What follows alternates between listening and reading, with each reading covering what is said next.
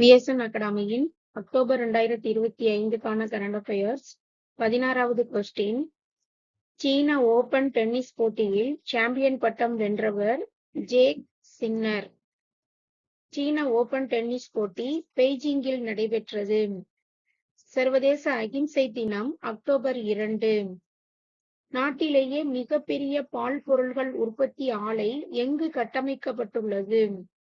ஹரியானா மாநிலத்தின் ரோத்தக் பகுதி. நாட்டின் பால்வளத்துறை கடந்த 11 ஆண்டுகளில் எத்தனை சதவீதமாக உயர்ந்துள்ளது என அமித்ஷா தெரிவித்துள்ளார்? 70%. அமித்ஷா மத்திய உள்துறை மற்றும் கூட்டுறவுத்துறை அமைச்சர். நெக்ஸ்ட், வெண்மை புரட்சி 2 கீழ் நாடு முழுவதும் எத்தனைக்கும் மேற்பட்ட பால்வள கூட்டுறவுத்துறை சங்கங்கள் நிறுவப்பட உள்ளன? 75,000.